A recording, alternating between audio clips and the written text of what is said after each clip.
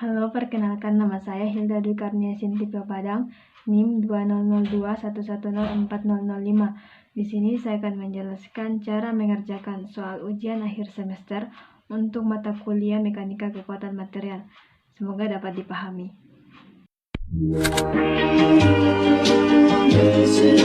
Misalnya yaitu sebuah komponen berbentuk silindris dan berongga terbuat dari material baja 4340 dengan tegangan lulus sebesar 68.200 PSI. Komponen tersebut memiliki diameter luar sebesar 1 inch, tebal dinding sebesar 0,25 inch, dan panjang sebesar 30 inch. Seperti diperlihatkan pada gambar 5.1a, komponen tersebut ditumpu pada kedua ujungnya dan mendapat beban atau force sebesar 1000 pound pada dua lokasi. Selain itu, komponen tersebut juga mendapat beban aksial sebesar 5000 pound dan momen puntir sebesar 3000 pound inch. Lakukanlah pemeriksaan tegangan pada titik kritis komponen. Langkah pertama adalah kita menggambar diagram benda bebas. Kita umpamakan masing-masing titik dengan huruf titik A, titik B, titik C, dan D. Titik A adalah titik tumpuan, titik B dan C adalah titik beban di mana masing-masing titik diberi gaya 1000 pound, dan titik D juga terdapat gaya reaksi. Masing-masing titik berjarak 10 inch, jadi total jarak dari A ke D 30 inch. Selanjutnya kita akan menghitung gaya reaksi tumpuan. Untuk menghitung gaya reaksi tumpuan, kita mengambil di titik D untuk menghitung berapa besar gaya reaksi tumpuan di titik A. Maka rumus yang digunakan seperti ini. Kita tinggal masukkan berapa nilai-nilai yang telah diketahui, dan pada akhirnya kita akan mendapat nilai gaya reaksi tumpuan di titik A sebesar 1000 pound.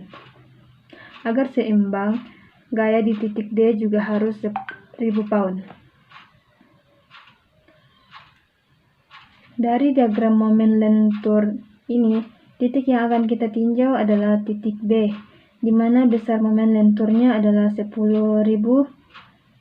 pound inch yang diperoleh dari 1000 pound dikali 10 inch. Setelah mengetahui berapa momen lenturnya, maka kita dapat menghitung berapa tegangan normalnya. Seperti yang kita ketahui, tegangan normal ini dipengaruhi oleh dua jenis beban. Yang pertama adalah beban aksial, dan yang kedua adalah beban lentur. Jadi rumus untuk menghitung tegangan normal yaitu sigma X sama dengan MC per I ditambah F per A. M adalah momen lentur, C adalah jari-jari, I adalah momen inersia, FA adalah beban aksial, di mana di soal telah diketahui berapa jumlahnya. Dan A adalah luas penampang. Luas penampang diperoleh dari rumus ini, dan momen inersia diperoleh dari rumus ini.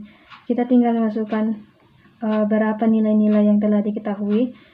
Momen lentur sebesar 10.000, jari-jari yaitu 0,5, I adalah 0,046, F 5.000, dan A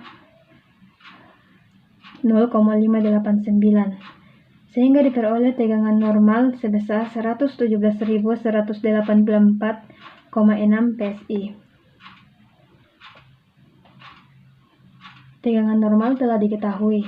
Selanjutnya adalah kita menghitung tegangan geser yang diakibatkan oleh beban torsi. Torsi pada soal diketahui sebesar 3000 pound. A juga telah diketahui yaitu 0,5, dan momen inersia polar atau I atau J diperoleh dari 2 kali momen inersia yaitu sebesar 0,092, sehingga diperoleh berapa besar tegangan geser yang bekerja yaitu 16.304,3 PSI.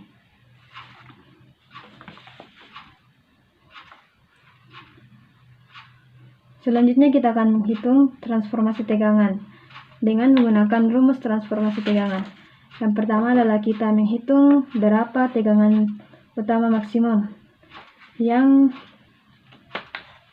menggunakan rumus sigma X dibagi 2 ditambah akar dari sigma X per 2 pangkat 2 dan tau XY kuadrat.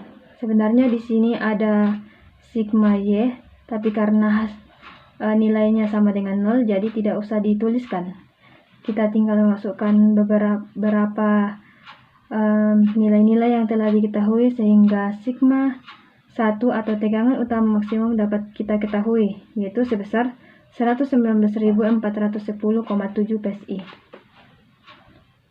Kemudian yang kedua adalah tegangan utama minimum atau sigma 2 yang diperoleh dari rumus yang sama dengan tegangan utama maksimum, namun bedanya di sini dikurang, sedangkan pada tegangan utama maksimum ini dijumlahkan, bagian ini dijumlahkan. Kita tinggal menginput nilai-nilai yang telah diketahui sehingga diketahui tegangan utama minimum sebesar negatif 2226,1 PSI. Yang terakhir adalah kita akan mencari nilai dari tegangan von Mises. Berhubung sigma 1 dan sigma 2 telah kita ketahui berapa masing-masing jumlahnya, maka rumus yang akan kita gunakan untuk mendapatkan besar tegangan von Mises yaitu akar dari sigma 1 kuadrat ditambah sigma 2 kuadrat dikurang sigma 1 kali sigma 2. Setelah itu kita mensubstitusi nilai-nilai yang telah diketahui dan diperoleh sigma von Mises atau tegangan von Mises sebesar 120.523 PSI. Apakah komponen ini memenuhi syarat perancangan? Kita akan mengetahuinya dengan melakukan pengecekan tegangan von Mises. Pada soal telah diketahui besar tegangan luluh yaitu 68.200 dan diambil faktor keamanan 2. Tegangan luluh dibagi dengan 2 yaitu 34.100 PSI. Jadi terlihat bahwa ternyata tegangan von Mises jauh lebih besar dari tegangan izin, yang berarti perancangan komponen gagal karena tidak memenuhi persyaratan. Yang dapat dilakukan untuk mengatasinya adalah mengganti atau memperbesar ukuran material atau ukuran komponennya.